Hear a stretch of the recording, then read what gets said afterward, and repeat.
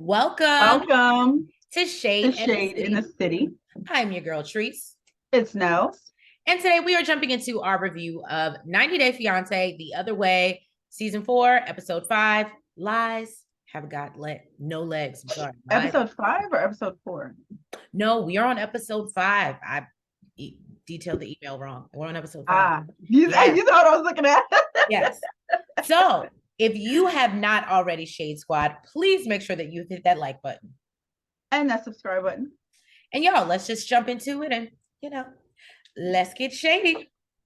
And I'm on water today. Oh, look at her being good.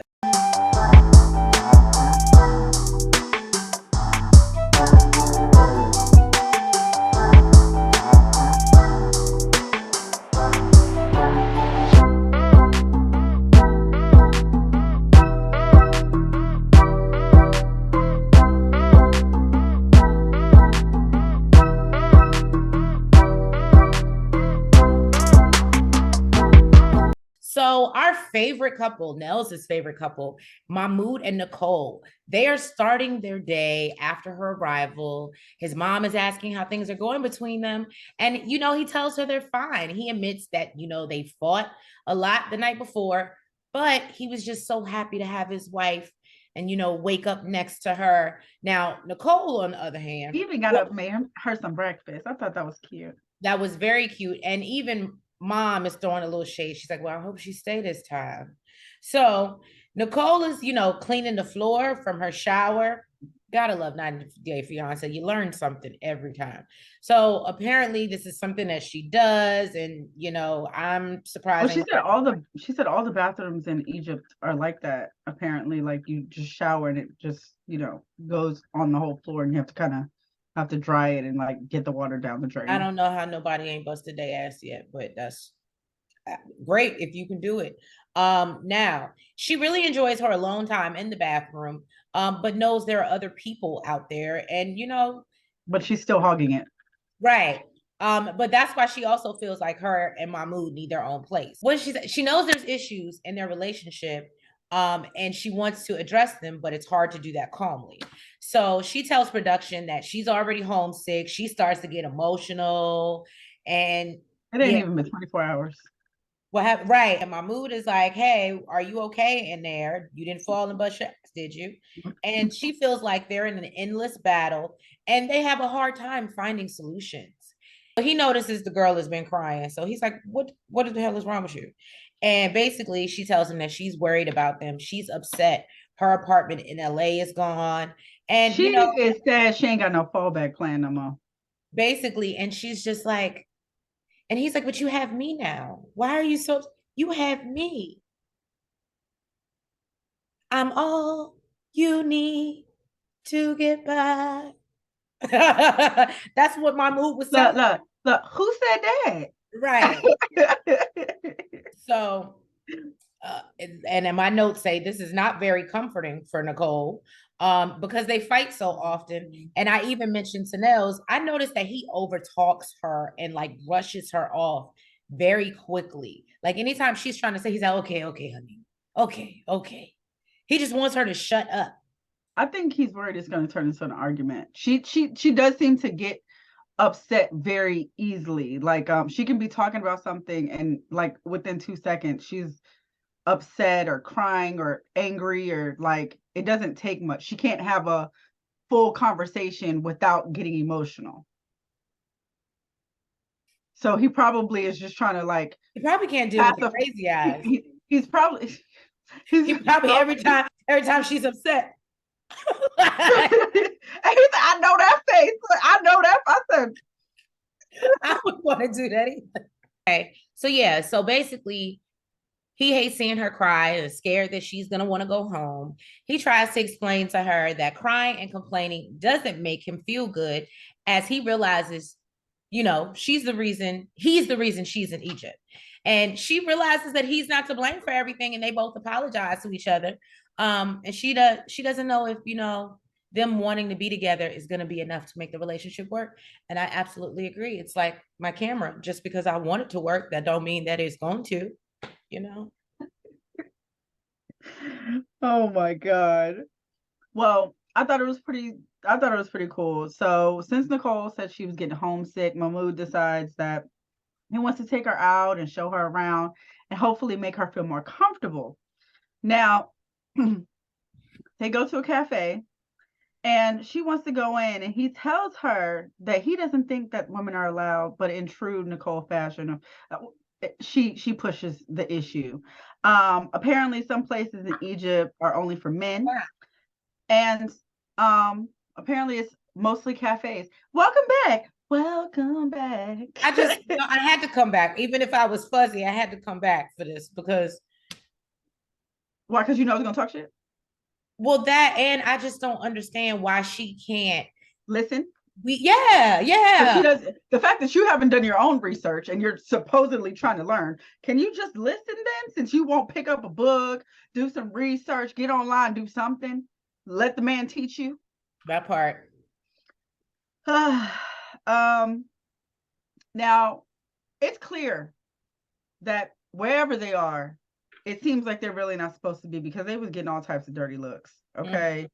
And when I tell you the network was picking it up, they was with their cameras picking up all these dirty looks. Now PLC good at getting some awkward moments. Right. You can tell that he feels out of place being there, but he doesn't want to fight with his wife, so he says he's gonna try. So he double checks with the server. And the server says, it's okay for her to be there, don't worry about it. Then of course, she got something else. She won't try. Okay. How about meeting your friends? He said, oh, no. That's what we're not doing. Oh, no. We don't do that here. We don't do that here. He said, that's real weird. Yeah, we don't do that. He was like, if I was to call my friend. Yeah, Mahmoud don't like it. That's too friendly. He was like, now, if I was to call up my friend and ask him, hey, yeah, I want to go chill with your wife, I want to go hang out with your wife, he said, I'm crossing a red line. That's a no-no. Right. And then it comes off as what he said, disrespectful, basically. Exactly. But of course, she's pushing and pushing, and he says that he doesn't want to have any arguments, so he agrees to do it. He's going to set up where she can meet his friends, basically, and he tells her, don't you ever ask me this again.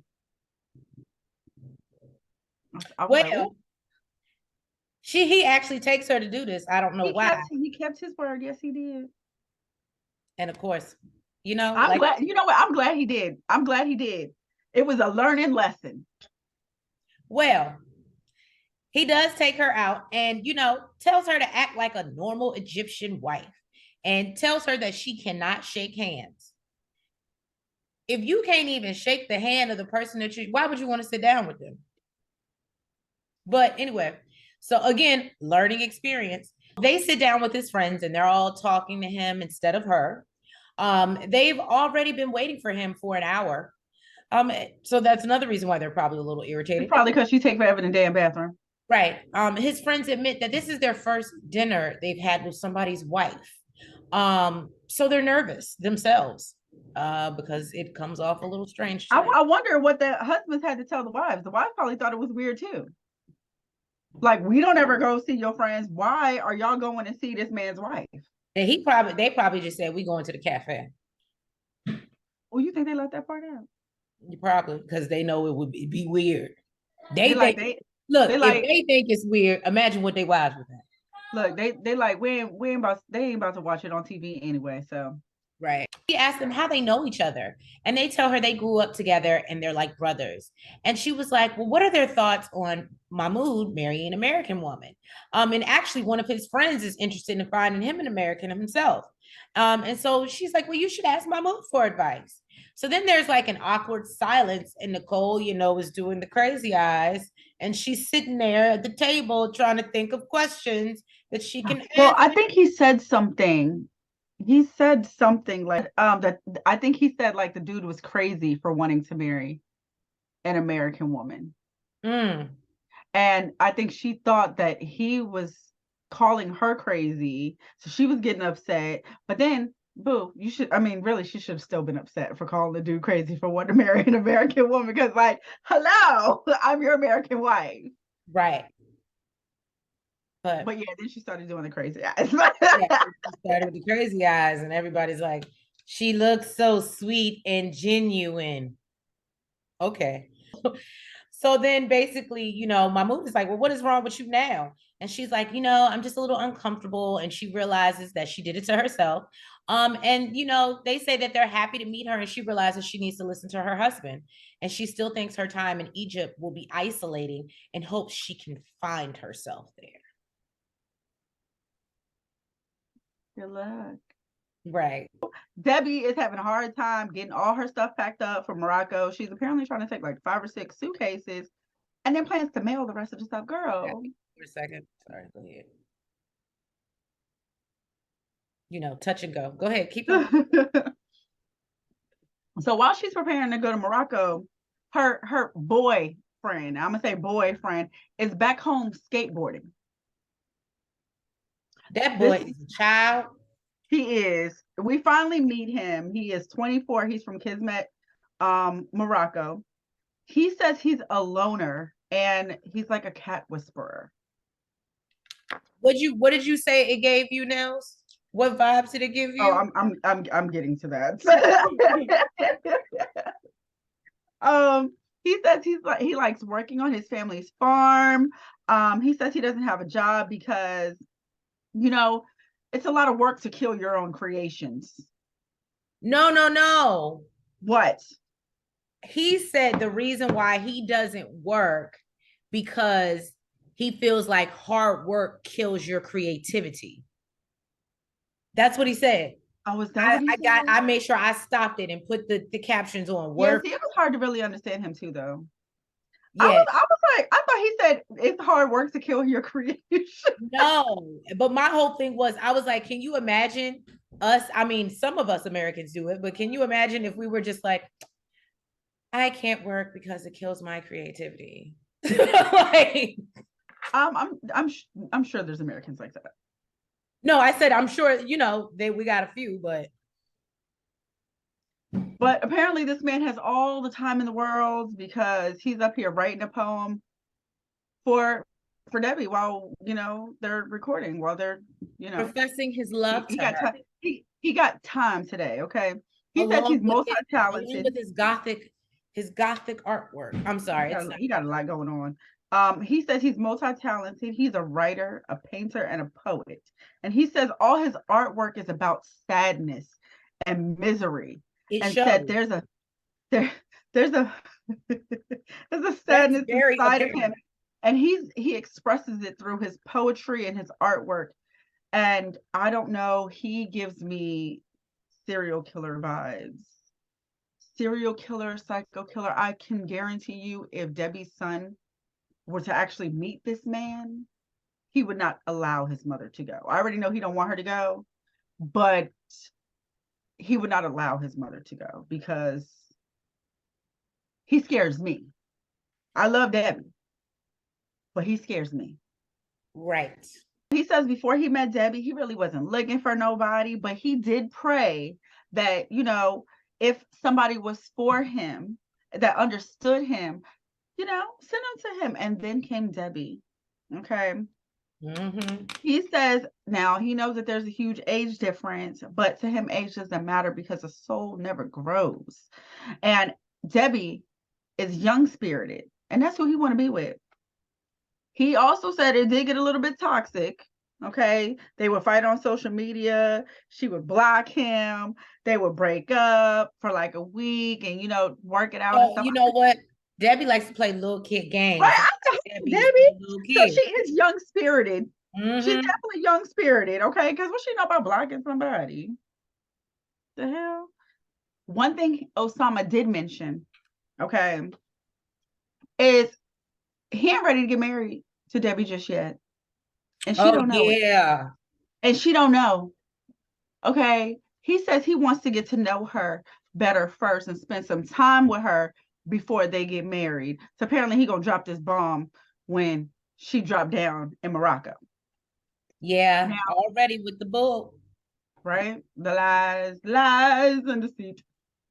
It's Debbie's last day in the US and she's super excited to head to Morocco. What you say about Debbie?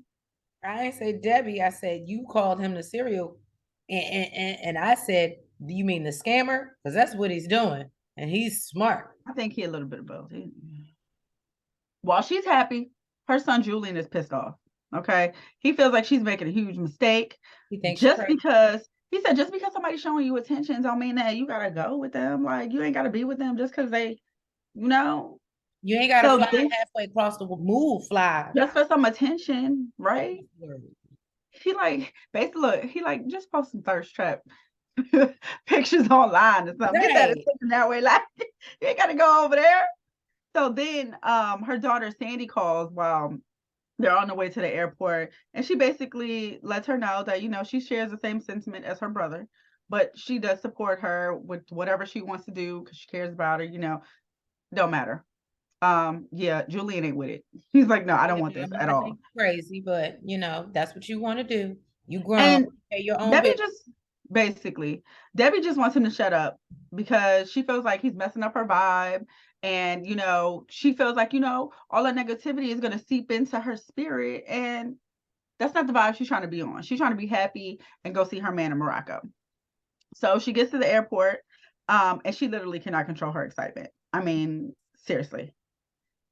She's like a kid in the candy store. She just can't.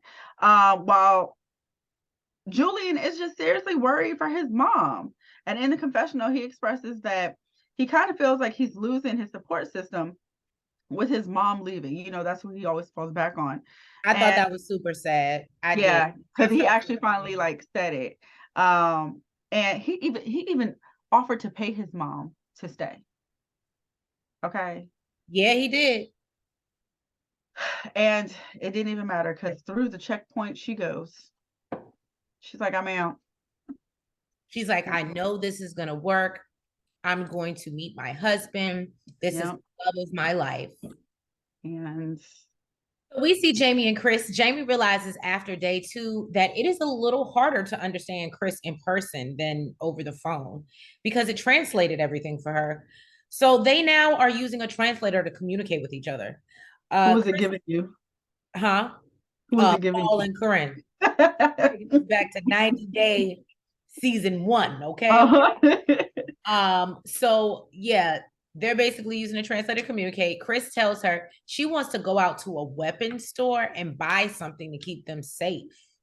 Now, Jamie is not really interested, and Chris says this is who she is and has always been, and she's always had weapons in her home. So, but I will say, you live in the middle of the sticks, lions, tigers, and bears. I would have weapons too. I'm just No, saying. no, no, no, no, no.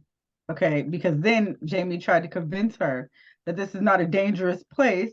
And Chris is like, what about the time you got punched on the bus and somebody stole your phone? She She's like, said that was one time no, in she said that five was one years. time. And ma'am, ma'am. If I only got punched in the face one time every 5 years, you're doing something. So, That basically, translates to safe, apparently. right. So they go to the weapon store and Chris gets really excited, starts playing around with the knives. She's, just a little Cutting up the air. right, swing friendly. And Jamie thinks that she needs some help and basically calls her a psychopath.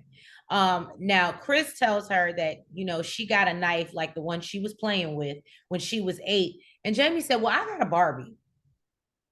Okay. And and she's like, oh, you see, we have so much to learn about each other and so many differences.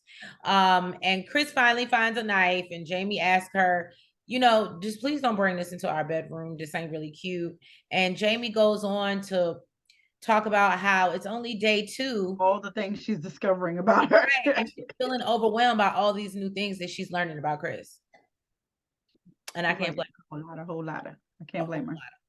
Jen said she's been in India for 3 days, and it has not been ideal. Okay, she explained that she was upset the night before,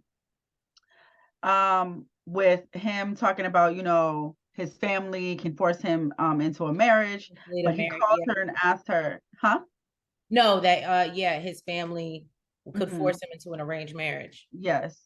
But he called her and asked her if she would still meet his family today. And she told him that, you know, come over with the outfit and we will go. Okay. And apparently he knows, I thought it was cute. He knows his lady because he found something of his culture that she loves. So, because they spent hours in the damn store. It seemed like they spent hours in the store and that lady didn't like nothing. But Well, hear me out. I think she was like, it's just a little too jazzy for me. She wanted flashy. flashy, especially for the occasion. Her, Mm-hmm. but let's just be honest. This is one thing I'm gonna give my girl Jen. Her real beef was no, I want to address why you want to dress me up, but you're introducing me as your friend. Mm-hmm. That was her real beef. And I think that's why she couldn't find nothing, being honest. Yeah. Well, he did a good job picking it out. Now, before they leave, she wants to talk a little bit more about what happened. And she said she left out the store because she was confused when he said that his family would force him into an arranged marriage if they found out about her. And he says that he knows his mom and he knows his family, and he doesn't think that, it would happen, but he was trying to give her an example. So she asked him, worst case scenario, if they don't like her, what would happen? And basically he said that he would choose her over his family. Which I thought was sweet. And she's happy Yeah, about that. She feels a little bit more secure. she's happy with that. But we'll see what happens.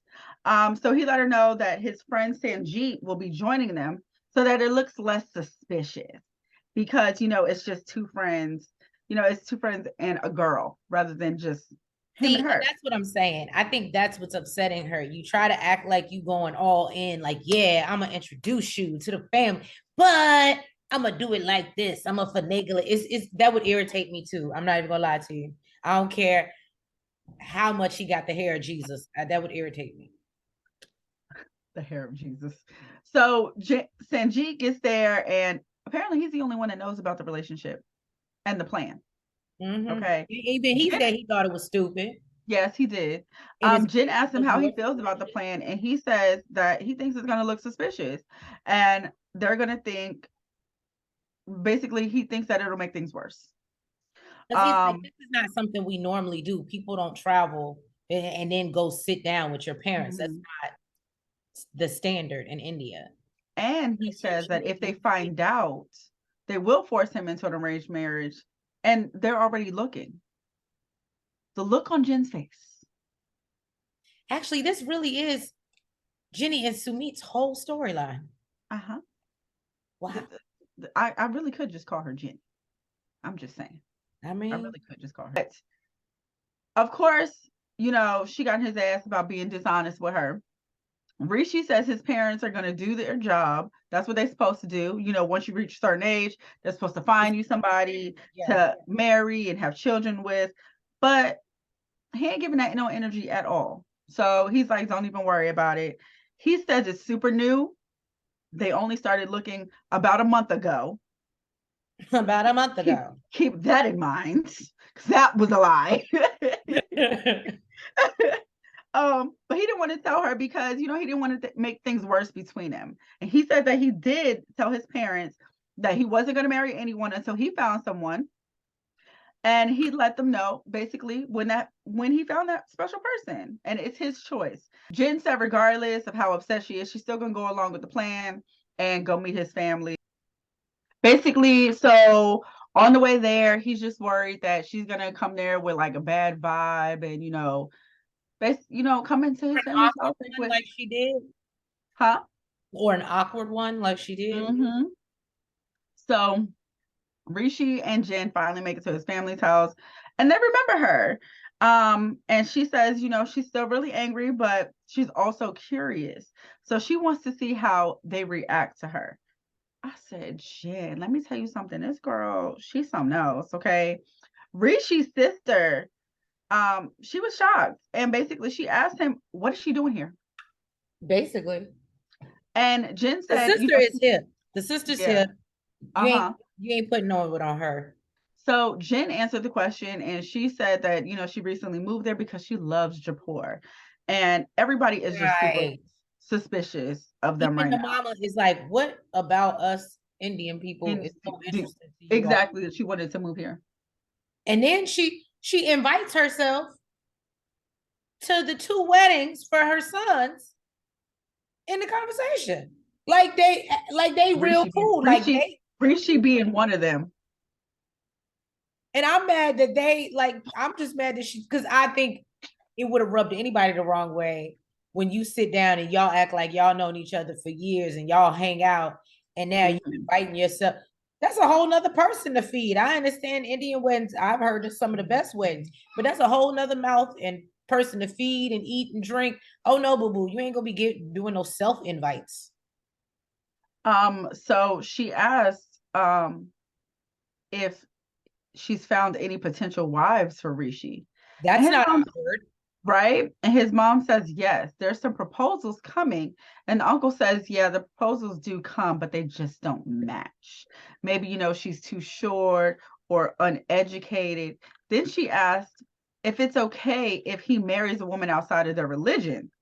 And his mom says, yeah, as long as she's good natured. So she asked how long she's been looking for a match for him. And the mom says, 1.5 to 2 years. But they plan to finalize it this year. And then Jen says, God willing, inshallah. Okay. In the back of her mind, she is ready to tell the truth that they're engaged, but she doesn't want to do his job for him. She says, let me tell you something. Rishi looked scared as shit. Okay. Mm-hmm. He looked scared, like, oh my God. And ain't nobody stupid. And like his home Sanjeet said, this is just gonna make them more suspicious. This didn't help nothing. Danielle has only a few days left before she returns to the US. They still haven't found an apartment, and this is stressing her out. But she's decided to take a break, and they're gonna meet up with her friend Sophie, who just happened to be in town. Convenient. Now Sophie says that she's known her for 5 years, and apparently she's her yoga teacher, and has expressed her thoughts about Johan early on, and that she thought he might be using her for a visa. And now, and told her he's a sanky panky. A sanky panky, right? So then she asked Johan if he's ready for Danielle to be there permanently, and he says yes, and that's why they got married. And she started trying to get to know him, and then asking him like his age and if he wants kids. And somehow, some way, this divulges into a conversation about his past. She asked him if he had any kids or any kids that he does might not know about. Basically, is what she said. And he's like, no, I ain't got no kids. And then she's like, well, do your parents want grandchildren? And he's like, well, of course they do. And then Danielle lets us know that they've been struggling with fertility, and they're trying to do it naturally. And my heart went out to her for that. But they've been trying to do it naturally, and apparently they only have a 5% chance, I believe is what they were told by doctors, to do it naturally. So she's just like, she would rather go the scientific route. However, Johan is kind of disagreeing with her. So yeah, no. And basically Sophie just, I don't know, what is Sophie's conclusion after all this? I know Sophie asked him about whether he had any kids, and he said no. He had girls who lost the baby and some that got rid of him on purpose. So that's where I was confused, because he made it seem like it was multiple girls, but apparently when we got down to it, it was only one girl. It was only one girl once he had the conversation with Danielle. And Danielle was pissed that he lied, that it was an abortion versus her having a miscarriage. I didn't understand her anger. She was just mad that he lied, I guess. I didn't understand the tears. But and I'm not trying to be funny. Yes, that's your husband, but that's him and whoever he was dealing with. That's their personal business. There's no reason for you to know. I didn't understand it either, but then because she was in tears and so super upset, I think that it's something deeper. She just didn't express it, and I only think because she said she has issues with being lied to, because I guess, well, not even I think it's deeper than that. I think it has something to do with the fact that she was she's struggling getting pregnant. I think that if she thought this is literally just what I think, okay, just my opinion. Of course, this is I opinion.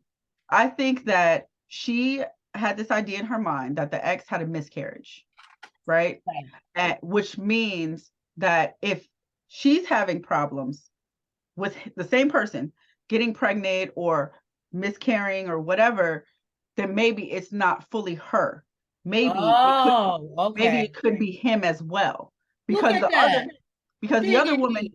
the other woman had a miscarriage, but now that she knows it wasn't a miscarriage and it could have been a full-term pregnancy, Then but it instead makes it was her a feel like abortion, then maybe it makes her feel like, okay, it's totally me. I'm dang, assuming. good. And I'm only thinking that just because of how upset she got, because I really couldn't understand it. I didn't. I couldn't understand why she was so upset at all. I was like, I understand he lied, but the baby's not here. And that was his thing. He's like, okay, I lost the baby. She got rid of the baby. What's the difference? The baby ain't here. That's Right. you know. So then him and Danielle go to visit the Botanica. He says that that's where she can go do her witchcraft. She's still thrown off by learning that he had, we talked about this the last situation. She knows they need to talk, but is putting it on the back burner because she wants to get some things from the Botanica to make his business more successful. So she says that a Botanica is like an organic magic store. And it has what she needs to do her little spiritual practices or whatever that she does. Now, He feels like this is brujeria. right. Now Witchcraft. Johan is asking the clerk, he's like, why do you work here? He's like, If if you you don't don't believe in it. right. And Danielle tries to remind him that he needs to his business needs help basically, and that she's getting upset that he keeps calling it witchcraft and he's like making fun of it, and she feels like it's a little immature. And I she's didn't feel like he was making. Oh, yeah. okay. Yeah, there were some scenes where he's like looking. Yeah. Yeah, okay. Yeah, okay. And she's like, I need you to clean your floors with these oils. And she wants him to put a picture of a saint up in his shop, and he's like, absolutely not. He's like, I ain't doing that. yeah, he's like, I come from a Christian family. We only worship God. And he's like, and Danielle, he said we don't worship no picture frames. I ain't mad at him. And And he said, I respect her. He said, I respect her religion. And I don't understand why she can't respect mine. I said, well, okay. that part. So Danielle spends $235 in the store. For somebody who's supposed to be trying to save some money, you spend it all on these oils and cleaning supplies and stuff. Well, they say when you file bankruptcy, it go back to zero. So, My thing, and you and DR, shouldn't that stuff be cheaper? Did she buy up the whole damn store? He starts to complain about, the fact that about this baby that, he didn't tell her or wasn't to a T precise about. She was aggravating me because she's speaking to him in English. She's trying to have an argument or discussion in English, and he don't understand she's saying. He's like, right. I don't understand. And she's just like, why didn't you tell me? And he's like, yo, this is the past. And he's like, I don't ask. Shit to do with you. You ain't no stepmama. So what difference do it make? Right. And I don't ask about your past. So basically, he's like, it's the fact that you lied. Right. And now she feels like she can't trust him. And, as like I said, we learned that she had an ex who apparently had a whole family that she knew nothing about. So this clearly is a trigger for her, and she has zero tolerance for dishonesty. And once the trust is broken for her, it's broken forever. Forever. Gabe is getting to work. He says he has a bunch of pre-orders that are like a month old. Okay. But he has no inventory, and says all his emails that he's getting in regards to the orders are giving him anxiety. Okay. He needs to fulfill these orders. Isabel said that she started working with Gabe a few months after they got together. But before that, she was working for a law firm. And then she started working with her man, and she resigned from her job. She like, my boy ain't got money, boo. I'm out. Okay. And Gabe, is relying on her to help the business succeed while they're over there, since, he says he's basically starting over. What I don't understand is why does he have to start over? I didn't understand that either because he was already getting his supply from Colombia, I thought. That's But how he met her. my thing is, regardless of where he's getting his supply from, I don't. I mean, why can't you still do the same things that you were doing when you were living in Miami to get business? Why are you starting it all over? I don't know. Okay, but you know what? It ain't my business. I didn't really understand that either. And she says, basically when he's stressed out, it just makes everything more difficult. But it looks like they're headed into town to get some inventory, okay? Because she's more familiar with how things work in Colombia. And Gabe says he's not used to being, like in the back seat. He said he feel like the assistant. Right. Okay. That's the jefe. Okay. Now poor baby, they stopped and got some fabric and he's trying to measure it per meter over they do kilos over there. He said, I don't know what the hell that is. He said, I don't even know how much I weigh. Right. Okay. Here. He's completely out of his element. Okay.